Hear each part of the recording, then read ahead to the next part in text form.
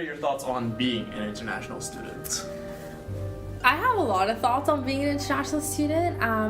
I mean, first and foremost, I'm very proud of it. It's like the identity, like, you know, there's so much intersectionality in someone's identity, but it's one of the things that I identify with the most because it has shaped, like, it's so strongly shaped, you know, your experience, like your university years are so important, and being an international student has heavily affected going into university. So I'm very, very proud of it. I think that being an international student, like, you have to have so much courage and like perseverance and resilience, and it's something that so many people don't notice. So it's always something that I want to bring light to, and like whenever someone asks me about it, I'm always so happy to speak about the experience because it's really hard. It's not easy. Like, I know a lot of people think that, oh, coming to a different country, like it's what you said, you're like, oh, I just couldn't wait to get out of there, and you know, you're just having so much fun because you're by yourself, and like we've all been there, you know, like the first few months are the time of your life. But then once like real life hits in and you're by yourself, it takes a lot of strength to be an international student. So that part I love about it.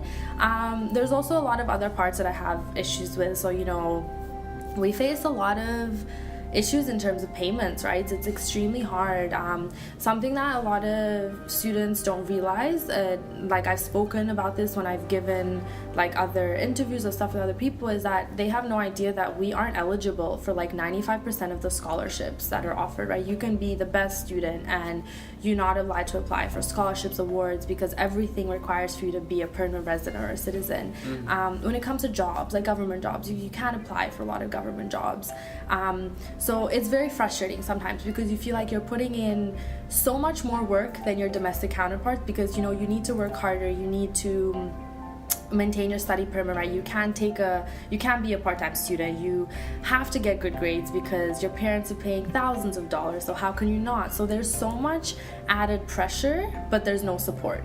And that's the issue that I have with being an international student, and that's why in the past 3 years that I've been at Ryerson, I've done a lot of work and programming on international students because I genuinely want to help the issue. Like, I don't think it's fair that something I hear about a lot is that there's like a misconception. People think that oh, well, it's your choice to come here, so you don't have a right to complain. I've straight up been told this by people before, and I feel like that's so wrong. Like, I want to say a very huge part, not everyone, but a huge part of international students are choosing to come here because the situation in their country is very bad, or they're running from something, you know, the political situation, the financial, etc. And so you're not choosing to come here. Like, very few people would choose to leave their family and do things by themselves just because they're bored or they have money to spare. And so whenever you do ask for help or support from the university, most people are like, well, you chose to come here and you know how much you were paying, so you can't really complain now. And I think that's the biggest thing that I have an issue with. And so what I want to do is I just want to shed light on a lot of the different issues that we face that people might not necessarily understand.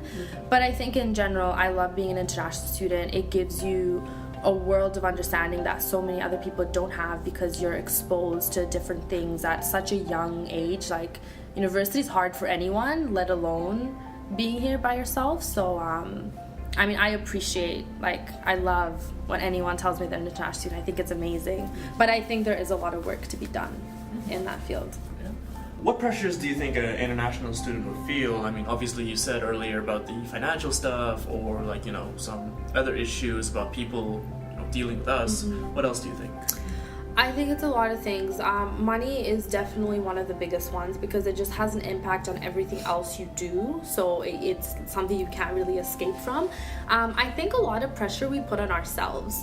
So actually no, so one of the biggest pressures from family, and not only because of money but also just because of the thing, like, you know, we're doing something, we're sending you abroad, and then a lot of cultural understanding is like, well, we're gonna tell our family members, like, you have to succeed, like, you have to do this. So family pressure is a very big one, and then because of that, a lot of pressure comes from ourselves. So, you know, I'm very, very lucky to say that mine and my sister's parents are very understanding, and they've tried to never really put pressure on us to succeed. Like, it's okay if you fail. Like, I failed a class before, and I felt like most of the pressure was coming from myself. I'm like, oh my god, I'm here, I'm not studying, look what I'm doing, da da da. But then my parents were like, no, it's fine, but we put a lot of pressure on ourselves because you feel like you have this huge burden and you have to make your family proud and your community proud.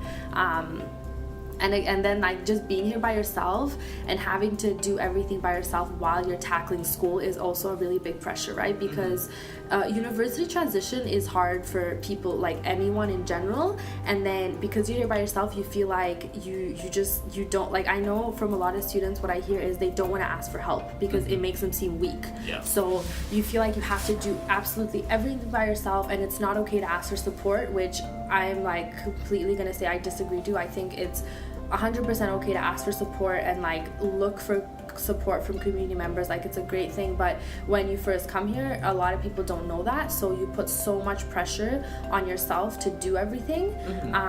And then the other thing about not wanting to tell your family that you're struggling, which I hear about so much, like, and I've done it myself too, like, I don't want to, you know, every time my mom and dad ask me how I am, I'm like, oh my god, I'm perfect, and then on the other side, like, I haven't eaten, haven't done my laundry, haven't done my homework, I'm like struggling to go to work, but you don't want to say that, right? Like, you don't want to show anyone that you're struggling. So it's a lot of pressure come together, and then I feel like we just don't know how to deal with it, and then that like amplifies it even more.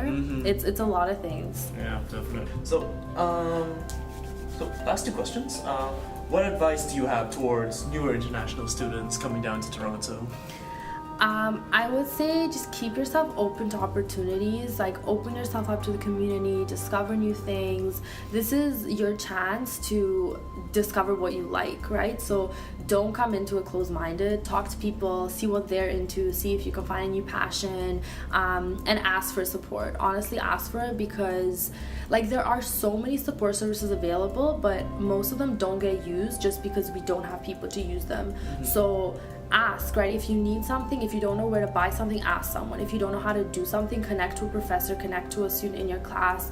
And honestly, like there might be that one asshole who doesn't want to help you, and that's totally fine. Like, there's asshole people everywhere, but I assure you that like the hugest part of your community will want to help you succeed, especially because we do really value international students here, right? And immigrants in general, like, we see their value and we want to help them.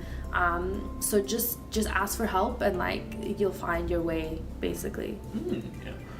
Okay, and what about Toronto do you think has affected you most deeply? I think it's just changed me as a person.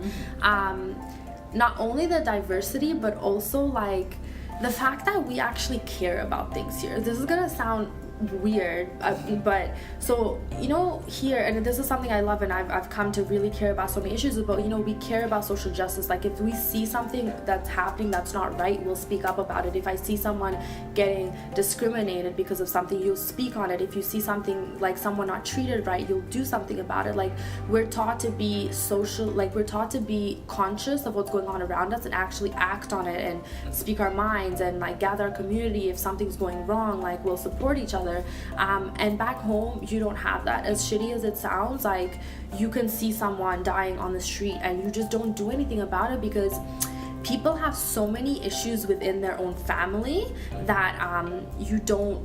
This is gonna sound horrible, and that's something that I genuinely very critical about by my community, but because you have so many other issues going on, you don't tend to care about much about what else is going on outside of your own home. And so something I love about Toronto that affected me is that it made me so much more empathetic of other people's issues. It made me much more socially conscious of what's going on in the world. If I didn't come here, I doubt I would be. And it's just made me so much more active in the community. Like, I actually want to do things now. I want to help people. There's a lot of causes that I'm genuinely very passionate about and I care about. And I think if I hadn't lived in Toronto in such like an open and supportive space, I probably wouldn't be exposed to a lot of these opportunities. Okay. Yep, so that's pretty much it. Thank you so much for helping out with us and participating. All right.